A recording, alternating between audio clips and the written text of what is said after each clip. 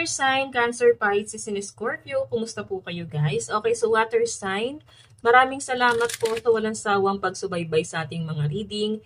And kung kayo ay bago pa lang sa ating channel, mag-subscribe na po kayo guys. And i-click mo na rin yung ating notification bell para lagi kang updated sa ating mga bagong upload. Okay, so water sign, tignan natin kung ano ba ang inyong gabay. Water sign, Cancer, Pisces, and Scorpio. Gabay po ni water sign, spirit guide.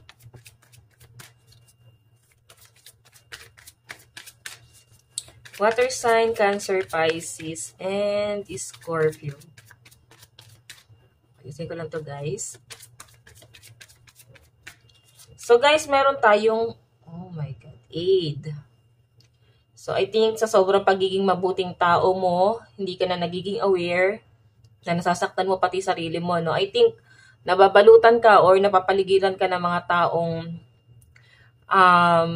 may masamang intention sa'yo. Okay? Yung tipong tinulungan mo na, water sign, pero iba pa rin yung naibabalik sa'yo. Okay? So, kailangan limitahan mo na yung pagiging mabuting tao mo sa kapwa. Okay? So, tingnan natin guys. Tingnan natin.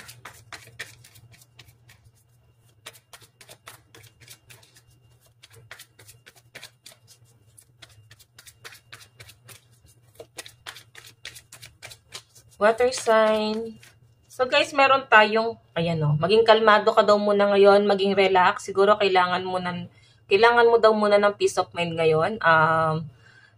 Bigyan mo na ng peace of mind yung sarili mo. Okay, huwag ka din masyadong nape-pressure sa mga bagay-bagay ngayon.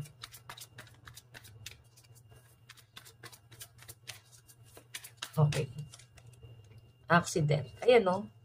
So, water sign, yung bottom of the deck natin is collaboration. So, kung akala mo is kaya mo na nag-iisa, kaya mo na para bang independent ang mga air sign. Ang mga water sign, siguro air sign yung kadil nyo, no? Aquarius, Gemini, and Libra. Okay, kung akala nyo water sign, kaya nyo na, pero tanongin mo yung sarili mo, kaya mo ba talaga? Independent ka ba talaga? Minsan kasi napapaisip ka na parang nag-a-assume ka lang na malakas yung loob mo. Pero deep inside, hindi talaga.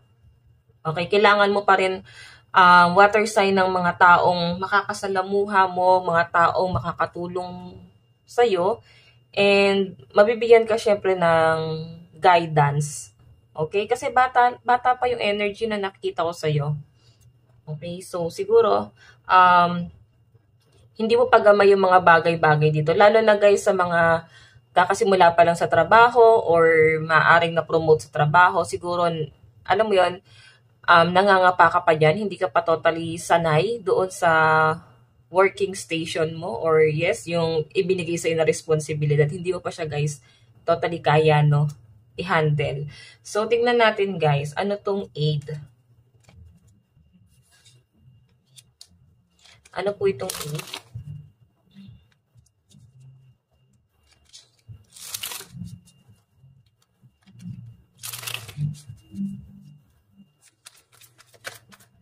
So guys, meron tayong King of Cups. King of Cups. Meron tayong Ace.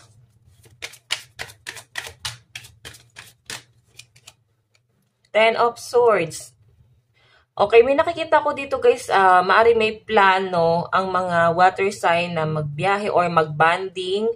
Yung tipong get together kasama yung mga friends mo, kamag-anak. Pero guys, nandun yung sa point na parang naiilang ka. Okay, water sign, naiilang ka or maaring akala mo okay ka na, pero yung totoo, ang awkward pa pala ng energy. Hindi mo pala kayang makisalamuha pa or hindi mo pa kayang parang siguro nagkaroon ka ng tampon sa taong yun guys, no? Akala mo okay ka na sa kanya, pero yung totoo, may nafe-feel ka pa rin, alam mo yun, tampo. Kung galit man yan or tampo, nasa iyan. Pero guys, tignan mo yung energy mo. May ka kasi dyan sa bagay na yan kung hindi mo yan iaalis. Hindi na natin guys kaya pang i-please yung ibang tao. Okay? Kung ano man yung tulong na naibigay natin sa kanila, hindi natin guys kayang i-please yung mga yan. So, mas maganda na kung ano yung naibigay natin, edi naibigay natin guys, at least walang samaan ng loob guys. Okay? So, tignan natin ano naman tong calm. Ano po itong calm?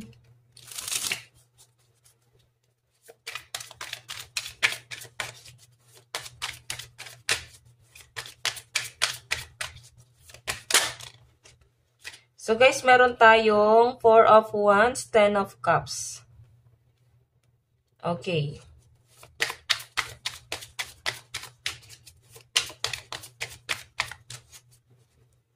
Meron tayong 14 Temperance. So, maaaring ang mga kadil mo ay water sign, Cancer, Pisces, and Scorpio, Aries, Leo, Sagittarius, and Libra. Okay, so ayan guys, yung calm daw dito guys, maging balanse ka. Okay, turuan mo yung sarili mong i-balance yung emosyon mo. Turuan mo yung sarili mo, water sign, kung paano ko kontrolin yung puso at isip mo dito. 10 of Cups kasi guys, punong-puno ka ng emosyon, lalo na sa usaping pamilya. Okay, and 4 of Wands, meron ako nakitang possible na may inaantay din ang mga water sign. Okay, so, ayun nga guys, masyado kang nababalot ng emosyon ngayon. Siguro emotional, siguro kasi parang tears of joy. Magkakaroon daw ulit parang family gathering to guys. Maaari pinaghahandaan ng mga water sign. Ayan, kaya medyo kalmado ka lang dito, no? So, tignan natin guys, ano naman tong accident. Siguro pinag-iingat ka.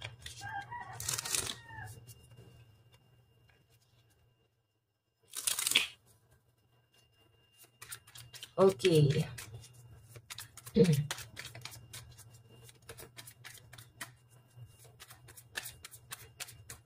So guys, meron tayong Queen of Swords. Meron tayong 2 of Cups. Okay. Sa mga...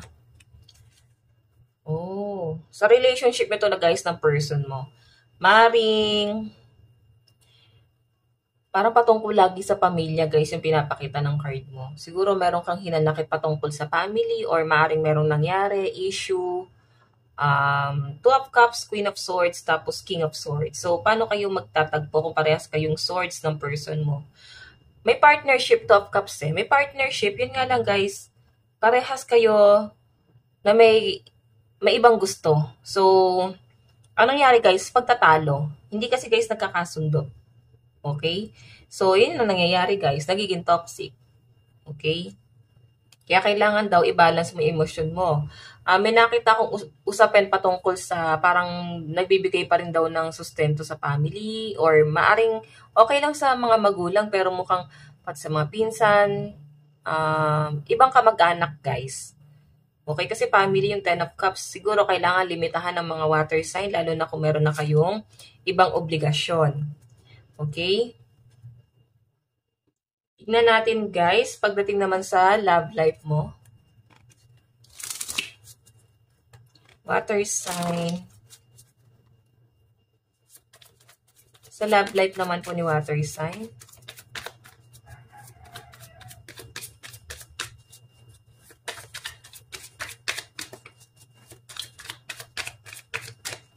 So guys, meron tayong 9 of Wands. Meron tayong 3 of Swords. Meron tayong Magician.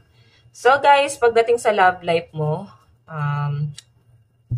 may nakikita ako dito. May mga nasasaktan, maaring may mga nai-stuck pa rin, maaring may na-involve sa third party, na maaring ito yung ino-overcome ng mga water sign na maalis sa inyo. Okay? Na wag mo nang isipin, wag mo nang maramdaman, pero hindi magawa ng mga water sign. Kasi hanggang ngayon guys, alam mo yung feeling na ginagawa mo ang lahat para makarecover dito sa sakit na nangyari sa'yo. Pero talagang sinasampal ka talaga lagi ng katotohanan. 5 of Cups eh. May mga regret ka pa rin kahit anong gawin mo, kahit saan ka lumugar. Yung peace of mind mo, hindi mo siya makuha guys. Okay?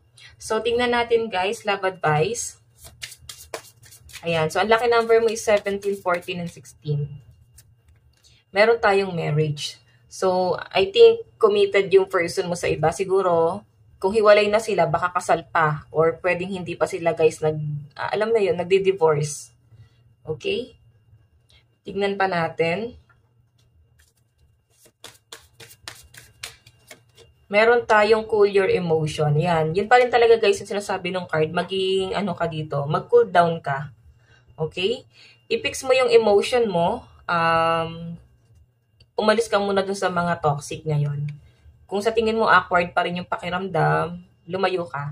Okay? So, tingnan natin pagdating sa message sa'yo ng person mo. Meron tayong, I wish I could take back my words. So, I think may mga sinabi yung person mo sa'yo na maaaring nadidisappoint siya ba't niya sinabi yon. Okay, tignan natin. Sometimes, I stay awake thinking about you. So, I think iniisip ka pa rin ng person mo. May panghihinayang kahit papano, guys. Yun nga lang, parang may pagdadalawang isip din. We need to let each other go. So, I think ayun yung sinasabi niya. Parang kailangan nyo daw munang i-let go ang isa't isa or kailangan nyo daw munang umiwas sa issue. Okay? So, water sign, ito lang naman po yung reading hanggang sa muli. God bless and love you all. Thank you.